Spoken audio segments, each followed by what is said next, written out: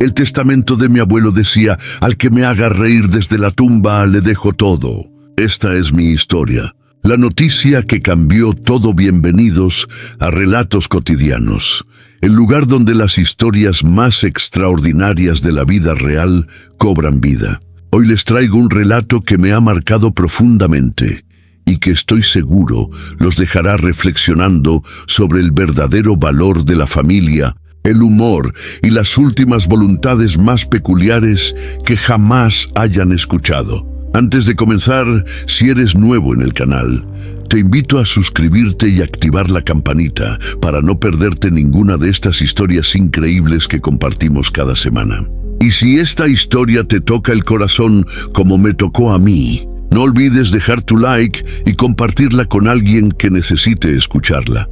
Era un martes lluvioso de octubre cuando recibí la llamada que cambiaría mi vida para siempre. Mi madre, con la voz entrecortada y ese tono particular que solo usa cuando tiene que dar malas noticias, me dijo las palabras que había temido escuchar durante los últimos 5 años.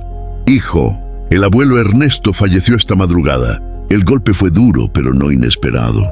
Mi abuelo había luchado contra el cáncer con la misma tenacidad con la que había enfrentado cada desafío en sus 87 años de vida. Lo que ninguno de nosotros esperaba era lo que vendría después, cuando el notario convocó a toda la familia para la lectura del testamento 3 días después del funeral. El abuelo Ernesto, permítanme contarles sobre mi abuelo antes de continuar con esta historia extraordinaria. Ernesto Rodríguez no era un hombre común. Había construido un imperio desde cero, comenzando como vendedor ambulante de periódicos a los 8 años y terminando como dueño de una de las cadenas de restaurantes más exitosas de toda la región. Pero lo que realmente lo definía no era su fortuna, estimada en varios millones de euros, sino su peculiar sentido del humor. Era el tipo de hombre que podía hacer reír a un funeral completo con solo una mirada, que convertía las cenas familiares en espectáculos de comedia improvisada y que, incluso en sus últimos días en el hospital, hacía bromas con las enfermeras sobre su suite de lujo con vista al más allá. Recuerdo vívidamente cómo cada domingo, sin falta, toda la familia se reunía en su enorme casa colonial en las afueras de Madrid. Éramos 23 en total, sus 4 hijos con sus respectivos cónyuges, 14 nietos y 3 bisnietos. Cada uno de nosotros tenía una relación especial con él, pero también era innegable que algunos lo visitaban más por interés que por cariño genuino. Mi tío Roberto, el mayor, siempre llegaba con regalos costosos y adulaciones exageradas. Mi tía Carmen nunca perdía oportunidad de mencionar lo mucho que sus hijos necesitaban apoyo para sus estudios universitarios. Mi primo Diego constantemente hablaba de sus proyectos empresariales fallidos, buscando sutilmente inversión. Yo, por mi parte, simplemente disfrutaba de su compañía. Siendo escritor freelance con ingresos modestos, nunca tuve grandes expectativas sobre su herencia. Mi relación con él se basaba en largas conversaciones sobre literatura, partidas interminables de ajedrez y, sobre todo, en hacernos reír mutuamente con anécdotas absurdas de la vida cotidiana. Quizás por eso lo que sucedió después me tomó completamente por sorpresa. La lectura del testamento, el despacho del notario don Alberto Méndez, parecía diseñado para intimidar. Paredes forradas de libros antiguos, un escritorio de caoba que parecía pesar 1 tonelada, y ese olor característico a papel viejo y seriedad que tienen todos los bufetes tradicionales. La familia al completo estaba presente, todos vestidos de negro riguroso, aunque algunos ya habían cambiado sus expresiones de luto por una apenas disimulada expectación. Podía sentir la tensión en el aire, esa electricidad particular que surge cuando hay mucho dinero en juego. Don Alberto, un hombre de unos 60 años con gafas de media luna y expresión solemne, carraspeó antes de comenzar. Antes de proceder con la lectura del testamento del señor Ernesto Rodríguez, debo informarles que el difunto dejó instrucciones muy específicas sobre cómo debe realizarse este proceso. También dejó una videocinta que debe ser reproducida antes de la lectura del documento legal. La confusión se apoderó de la sala. ¿Una videocinta? Eso era muy típico del abuelo, siempre teatral hasta el final. La pantalla que el notario encendió mostró a mi abuelo, grabado aparentemente pocas semanas antes de su muerte. Se veía demacrado, pero con esa chispa traviesa en los ojos que lo caracterizaba. Bueno, comenzó con su voz rasposa pero clara. Si están viendo esto, significa que finalmente logré hacer lo que siempre amenacé con hacer, morirme y dejarlos a todos con la intriga. Algunas risas nerviosas recorrieron la sala. Durante toda mi vida, lo único que me mantuvo cuerdo en este mundo loco fue la risa. La risa me salvó cuando era pobre, me acompañó cuando me hice rico y me sostuvo cuando la enfermedad llegó. Por eso, he decidido que mi fortuna no se repartirá de manera tradicional. La condición imposible, el video continuó, y con cada palabra, la perplejidad en la sala aumentaba. He decidido que toda mi fortuna, cada euro, cada propiedad, cada acción de mis empresas irá a una sola persona. Esa persona será quien logre hacerme reír desde la tumba. Sí, han escuchado bien. Tienen exactamente 30 días a partir de la lectura de este testamento para intentarlo. El método queda a su creatividad. El notario Méndez será el juez, pues he dejado con él una serie de criterios específicos sobre qué constituye hacerme reír desde la tumba. Si nadie lo logra en el plazo establecido, todo será donado a la Fundación de Payasos Hospitalarios de Madrid. El silencio que siguió fue ensordecedor. Mi tío Roberto fue el primero en explotar. Esto es ridículo. No puede ser legal. El notario, manteniendo su compostura profesional, aclaró que el testamento había sido redactado siguiendo todas las normativas legales y que la voluntad del señor Rodríguez, por excéntrica que fuera, era completamente válida. Mi tía Carmen comenzó a llorar, no sé si de frustración o de genuina tristeza. Los primos más jóvenes intercambiaban miradas de desconcierto. Mi madre, siempre la más sensata, preguntó la cuestión obvia. ¿Pero cómo se supone que hagamos reír a alguien que está muerto? Don Alberto abrió un sobre sellado y leyó. El señor Rodríguez especifica que hacer reír desde la tumba significa crear algo, hacer algo o demostrar algo que, de estar vivo, le habría causado una carcajada genuina. Debe ser presentado en su lugar de descanso final, frente a su lápida, y yo, como albacea, determinaré si cumple con el espíritu de su sentido del humor, basándome en cientos de notas y ejemplos que el señor Rodríguez me proporcionó durante los últimos 2 años. Era evidente que mi abuelo había planeado esto meticulosamente, convirtiendo su última voluntad en el ultimate prank, la broma final que todos recordaríamos para siempre. Los primeros intentos, los siguientes días, fueron un caos absoluto. La noticia se filtró de alguna manera a la prensa local, convirtiendo el cementerio donde descansaba mi abuelo en un circo mediático.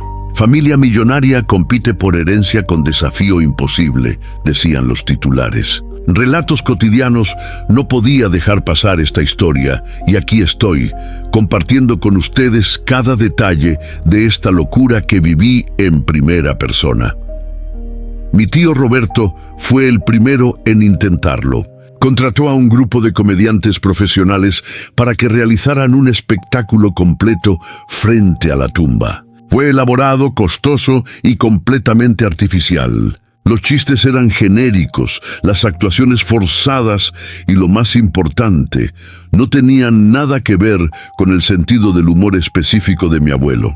Don Alberto, presente en cada intento como requería el testamento, simplemente negó con la cabeza. Esto no habría hecho reír al señor Rodríguez, sentenció con su voz monocorde. Mi prima Lucía, siempre la artística de la familia, intentó un enfoque diferente. Creó una instalación de arte moderno alrededor de la tumba, algo sobre la deconstrucción de la muerte a través del humor absurdo. Utilizó maniquíes, espejos y hasta una máquina de humo. Fue tan pretencioso que varios visitantes del cementerio se quejaron con la administración. Mi abuelo odiaba el arte moderno pretencioso. Solía decir que si necesitas un manual de instrucciones para entender un chiste, entonces no es un chiste. Otro intento fallido. Mi tío Carlos, el hijo menor del abuelo, tomó un enfoque más personal. Se paró frente a la tumba y comenzó a contar todas las anécdotas vergonzosas de su infancia, esas historias que mi abuelo adoraba repetir en las cenas familiares para mortificación de sus hijos. Habló de la vez que se orinó en el escenario durante la obra escolar, de cuando intentó impresionar a una chica y terminó cayendo en la fuente del parque, de sus fallidos intentos de rebeldía adolescente que siempre terminaban con él castigado y el abuelo riéndose. Fue conmovedor, genuino, y por un momento pensé que podría funcionar. Pero don Alberto, después de consultar sus notas, dijo: cercano, pero el señor Rodríguez especificó que recontar viejas historias no era suficiente. Buscaba creatividad, algo nuevo. Mi dilema personal: mientras todos competían frenéticamente, yo me mantenía al margen, observando. No por falta de amor hacia mi abuelo o desinterés en la herencia, sino porque estaba paralizado por la presión. ¿Cómo haces reír a alguien que ya no está? ¿Cómo honras el legado de humor de alguien que fue tu mentor en el arte de encontrar lo absurdo en lo cotidiano? Pasaba horas sentado frente a mi computadora intentando escribir algo, cualquier cosa, que pudiera estar a la altura del desafío. Mi madre me visitó una tarde, preocupada por mi aislamiento. No has ido al cementerio ni una vez desde que empezó este circo, me dijo mientras preparaba café en mi pequeña cocina. No se trata del dinero, mamá, le respondí, aunque ambos sabíamos que el dinero me vendría muy bien. Es que el abuelo y yo teníamos algo especial. Nuestro humor era una conversación, un ping-pong de ideas absurdas. ¿Cómo replico eso solo? Ella se sentó a mi lado y me tomó la mano. ¿Recuerdas lo que tu abuelo siempre decía sobre la risa?, me preguntó.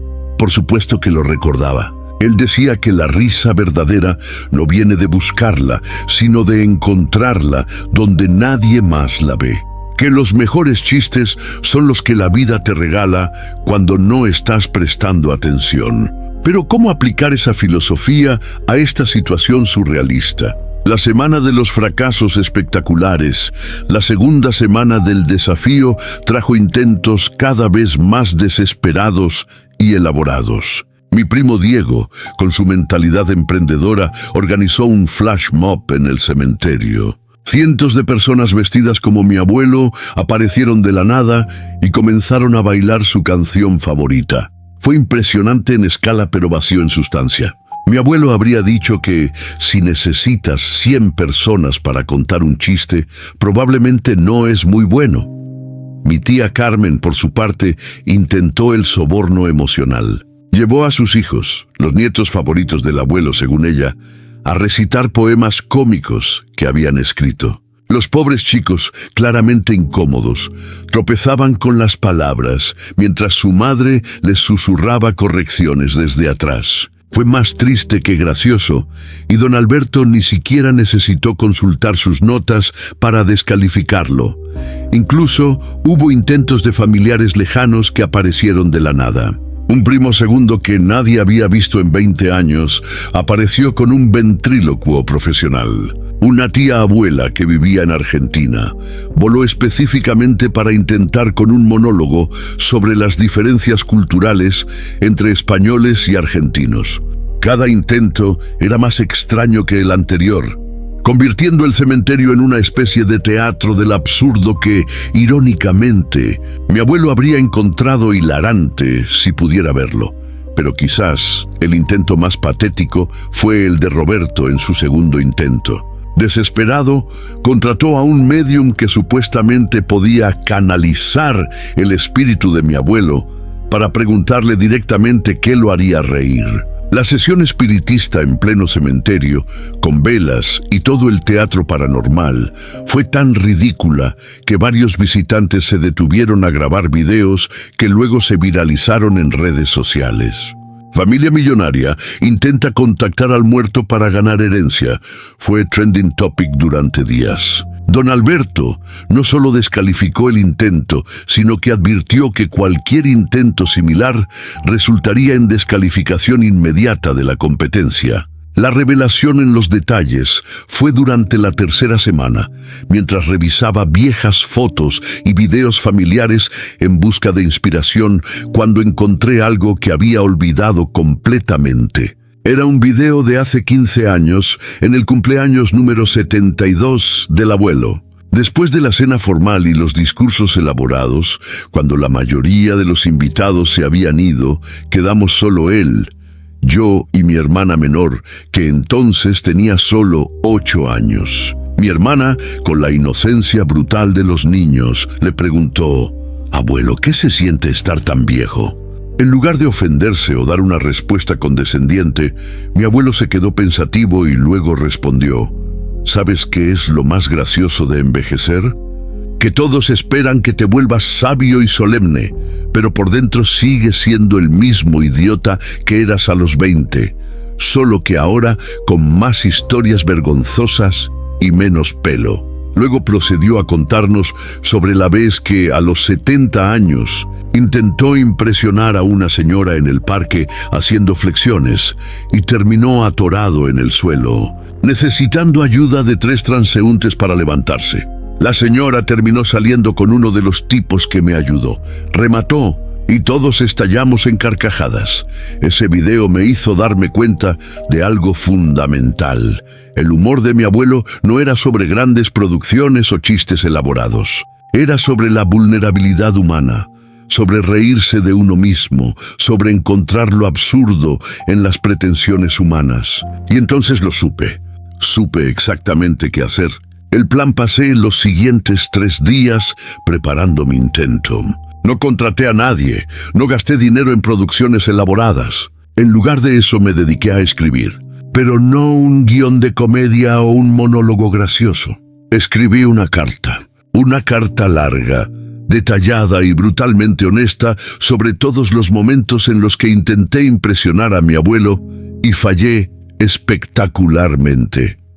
Escribí sobre la vez que, a los 16 años, intenté demostrarle que era maduro fumando un cigarro en la cena familiar y terminé vomitando en sus zapatos nuevos. Sobre cuando traté de impresionarlo con mi conocimiento de vinos en un restaurante y pedí el más caro de la carta solo para descubrir que era vinagre balsámico. Sobre mi primer intento de escribir una novela seria, que él leyó completa solo para decirme, con lágrimas de risa en los ojos, que era la cosa más pretenciosa que había leído desde el manual de instrucciones de su nueva cafetera italiana. Pero no me detuve ahí. También escribí sobre los fracasos de todos los demás miembros de la familia, esos momentos vergonzosos que todos querían olvidar, pero que mi abuelo atesoraba como oro cómico. La vez que el tío Roberto, el exitoso empresario, invirtió toda su primera ganancia en una granja de caracoles que resultó ser una estafa. Cuando la tía Carmen, la perfecta ama de casa, accidentalmente sirvió comida para perros en una cena importante pensando que era paté gourmet. El desastroso intento de Diego de impresionar a una chica con su moto nueva que terminó con la moto en la piscina y él en el hospital. El día decisivo era el día 28 del plazo. Solo quedaban 2 días y la desesperación en la familia era palpable. Algunos ya habían comenzado a resignarse a perder la herencia. Otros planeaban intentos finales cada vez más descabellados.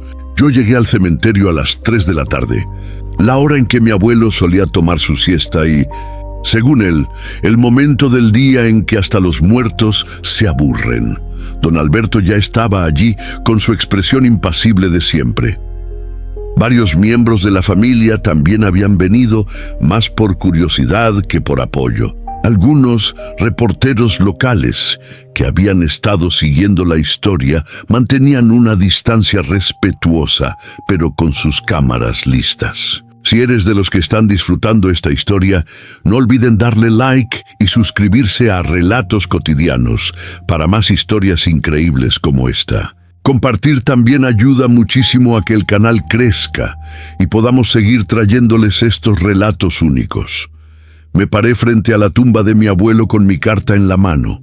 La lápida era sencilla como él hubiera querido, solo su nombre, fechas y una frase: aquí yace alguien que nunca se tomó demasiado en serio. Respiré profundo y comencé a leer, no con voz dramática o teatral, sino como si estuviera teniendo una conversación con él, como las que solíamos tener los domingos después de la comida, querido abuelo. Empecé: sé que ahora mismo probablemente estés en algún lugar riéndote de todo este circo que armaste. Siempre dijiste que tu funeral sería el evento más divertido del año, y aunque el funeral en sí fue bastante solemne, definitivamente lo compensaste con esto. Seguí leyendo, contando cada anécdota vergonzosa con lujo de detalles, imitando las voces y los gestos de cada familiar en sus momentos más bochornosos. El giro inesperado cuando llegué a la mitad de mi carta, algo extraordinario sucedió. Los otros familiares presentes, en lugar de ofenderse por las historias vergonzosas que estaba contando sobre ellos, comenzaron a reír. Primero fueron risitas nerviosas, luego carcajadas genuinas. Mi tío Roberto, cuya historia del fracaso con los caracoles acababa de relatar, gritó: «¡Olvidas la mejor parte! Los caracoles escaparon y invadieron el jardín de los vecinos. Tuvieron que llamar a control de plagas». De repente, todos comenzaron a añadir detalles a sus propias historias vergonzosas, compitiendo por quién tenía el fracaso más espectacular. Mi tía Carmen confesó que no solo sirvió comida para perros una vez, sino 3 veces antes de darse cuenta. Diego admitió que la moto en la piscina fue el menor de sus desastres románticos. Mi madre reveló una historia que nunca había contado sobre cómo conoció a mi padre, persiguiendo lo que pensó que era un ladrón por todo el supermercado solo para descubrir que era el nuevo guardia de seguridad en su primer día de trabajo. El cementerio se llenó de risas, lágrimas de alegría y esa calidez especial que surge cuando una familia deja de pretender y se acepta en toda su imperfecta gloria. Incluso don Alberto, el estoico notario, no pudo contener una sonrisa cuando mi prima Lucía recreó su instalación de arte moderno, esta vez burlándose de su propia pretensión artística. Pero el momento más mágico llegó cuando mi abuela, que había estado en silencio durante todo el proceso del testamento, se acercó lentamente a la tumba. Con sus 83 años y su bastón, se veía frágil pero determinada. «Ernesto, viejo tonto», dijo con voz clara, «armaste todo este lío y se te olvidó la mejor historia de todas». Procedió a contar cómo mi abuelo, el gran empresario exitoso, había intentado impresionarla en su primera cita cocinando una cena romántica y casi incendia su apartamento. Tuve que fingir que me gustaba el pollo carbonizado durante 6 meses de noviazgo antes de atreverme a decirle que no sabía cocinar, remató. Y todos estallamos en carcajadas aún más fuertes. La decisión don Alberto nos observó durante largos minutos. Había sacado sus notas, páginas y páginas de instrucciones dejadas por mi abuelo y las revisaba meticulosamente. El silencio se hizo tenso nuevamente mientras esperábamos su veredicto. Finalmente se aclaró la garganta y habló. «En mis 30 años como notario he visto testamentos extraños, pero ninguno como este. El señor Rodríguez no solo dejó instrucciones sobre qué tipo de humor lo haría reír, sino también sobre el verdadero propósito de este desafío. Hizo una pausa dramática que mi abuelo habría apreciado. Escribió, y cito textualmente, «Si mi familia puede reunirse alrededor de mi tumba y reírse juntos, no de otros, sino con otros. Si pueden compartir sus fracasos sin vergüenza y sus a ridiculeces sin juicio. Entonces habré logrado desde la muerte lo que a veces no pude en vida. Recordarles que el amor familiar no se trata de impresionar, sino de aceptar. Ese será el momento en que me harán reír desde la tumba. Don Alberto me miró directamente. Señor Miguel, su carta no solo cumplió con los criterios establecidos, sino que logró exactamente lo que el señor Rodríguez esperaba: unir a la familia a través del humor compartido. Pero aquí hizo otra pausa que casi me mata de ansiedad. El señor Rodríguez también dejó una instrucción final. La última sorpresa, el notario sacó otro sobre, este marcado con abrir solo después de declarar un ganador. Lo abrió con cuidado y comenzó a leer. Si estás leyendo esto, Alberto, significa que alguien lo logró, y tengo la fuerte sospecha de que fue Miguel. Ese chico siempre entendió que el mejor humor viene del corazón, no del bolsillo. Pero aquí viene el verdadero plot twist. Como dicen los jóvenes ahora, la herencia no es solo para él. La confusión volvió a reinar. Don Alberto continuó. He dividido mi fortuna en dos partes. La primera, equivalente al 60%, va para quien haya ganado el desafío. La segunda, el 40% restante, debe ser dividida entre todos los miembros de la familia que hayan participado en el momento de la declaración del ganador, pero con una condición. Deben comprometerse a reunirse al menos una vez al mes durante el próximo año para compartir una comida y, más importante, compartir risas. Alberto será el encargado de verificar que esto se cumpla. Si fallan, ese 40% también irá a la fundación. El silencio que siguió fue diferente esta vez. No era tensión o shock, sino una especie de comprensión colectiva. Mi abuelo, incluso en la muerte, había logrado lo que siempre quiso: mantenernos unidos, no por obligación o conveniencia, sino por la alegría compartida. El legado real. Han pasado 6 meses desde aquel día en el cementerio. Sí, recibí la herencia principal y sí, cambió mi vida financieramente. Pero ese no fue el verdadero regalo que me dejó mi abuelo.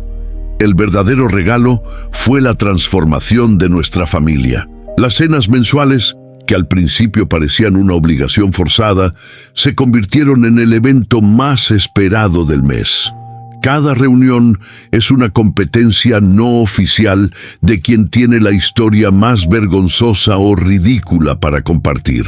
Mi tío Roberto, el empresario serio, ahora es el primero en burlarse de sus propios fracasos empresariales.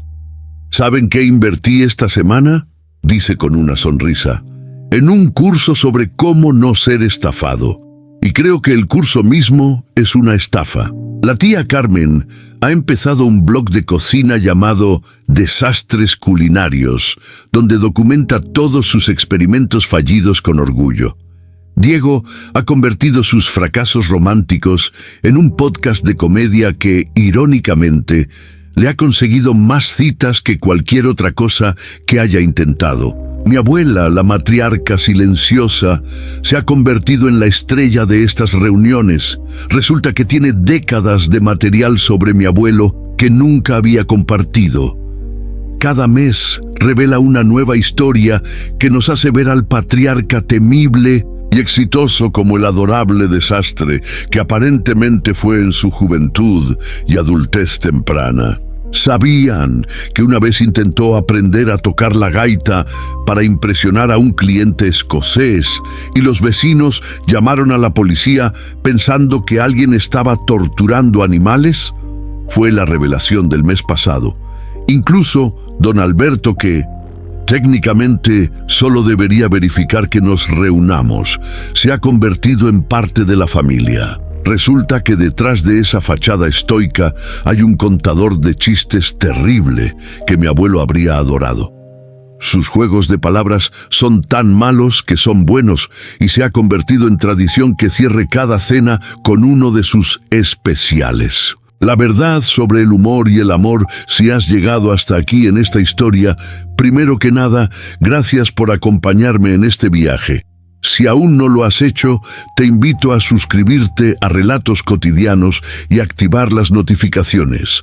Cada semana traemos historias reales que demuestran que la vida supera cualquier ficción. Y si esta historia te ha tocado, conmovido o simplemente entretenido, un like sería enormemente apreciado.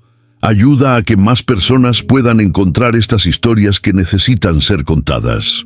Pero, volviendo a mi relato, creo que ahora entiendo lo que mi abuelo realmente nos dejó. No fue dinero, aunque eso ayudó.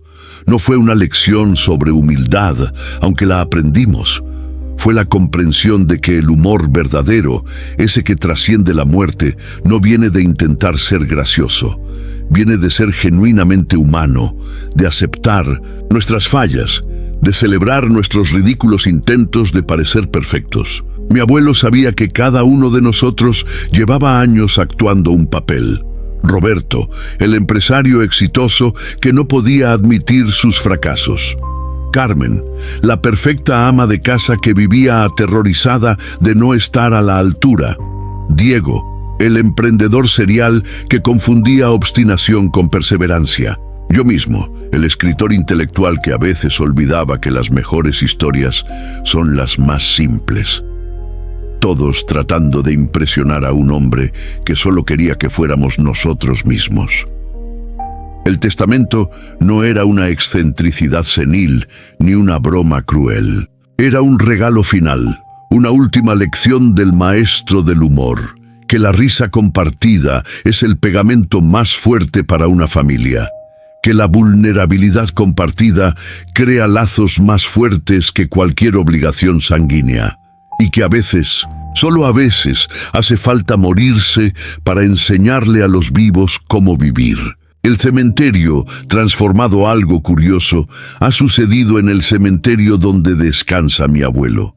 Su tumba se ha convertido en una especie de lugar de peregrinación no oficial para familias con problemas similares. No es raro ver a grupos pequeños reunidos alrededor, contando historias, riendo, llorando y reconectando. El administrador del cementerio, en lugar de molestarse, ha colocado algunos bancos cerca. Es el rincón más vivo del cementerio, dice con ironía. Una vez al mes, nuestra familia completa se reúne allí también, además de nuestras cenas. No por obligación del testamento, sino porque se ha convertido en nuestra forma de incluir al abuelo en nuestras vidas. Le contamos los nuevos desastres, los pequeños triunfos, los chistes malos que escuchamos y que sabemos que le habrían encantado. Mi prima Lucía incluso instaló, con permiso, una pequeña placa de bronce que dice: aquí se permiten las risas, de hecho, se requieren. Los medios de comunicación, que al principio trataron la historia como una curiosidad excéntrica de ricos, han empezado a entenderla de manera diferente. Hemos recibido cartas de familias que, inspiradas por la historia, han empezado sus propias tradiciones de fracasos compartidos.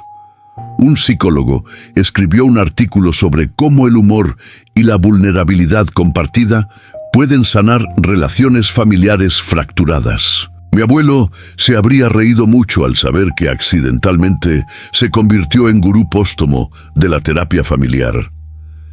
Las lecciones inesperadas estos meses me han enseñado más sobre mi familia de lo que aprendí en 30 años.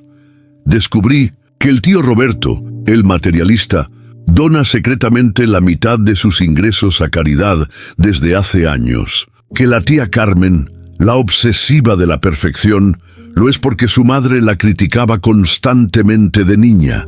Que Diego, el fracaso andante en los negocios, es en realidad un genio creativo que simplemente nació en la familia equivocada para ser artista. Que mi propia madre, que siempre pareció la más normal de todos, tuvo sueños de ser piloto de aviones que abandonó para criar a sus hijos. Cada historia compartida, cada risa provocada por un fracaso admitido, nos acerca más.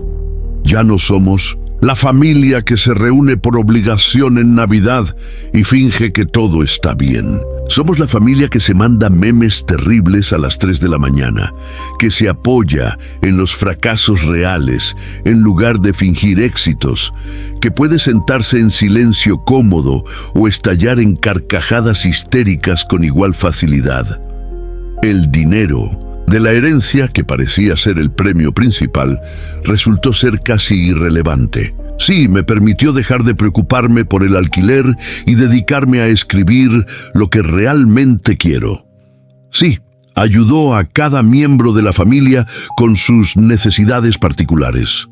Pero cualquiera de nosotros cambiaría cada euro por lo que realmente obtuvimos: una familia real, desordenada, imperfecta y maravillosamente unida. El último mensaje, hace una semana, mientras limpiaba el viejo estudio del abuelo, ahora convertido en mi oficina de escritura, encontré una carta dirigida a mí, escondida en su copia de Don Quijote, nuestro libro favorito compartido.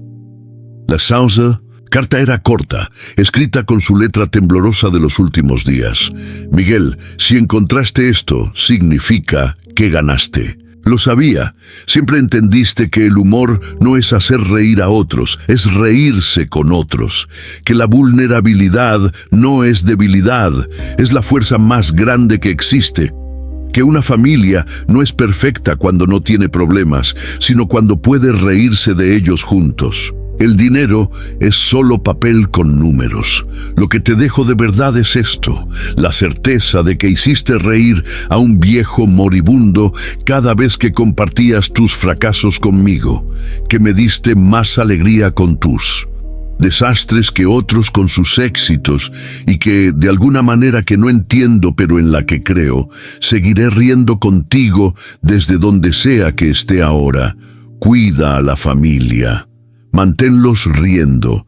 Y recuerda, la muerte no es el final si dejas a la gente riendo. BD, hay 50.000 euros extra escondidos en la caja de galletas de la cocina, pero no se lo digas a tu tío Roberto. Déjalo buscar un poco, será divertido. Efectivamente, el dinero estaba ahí.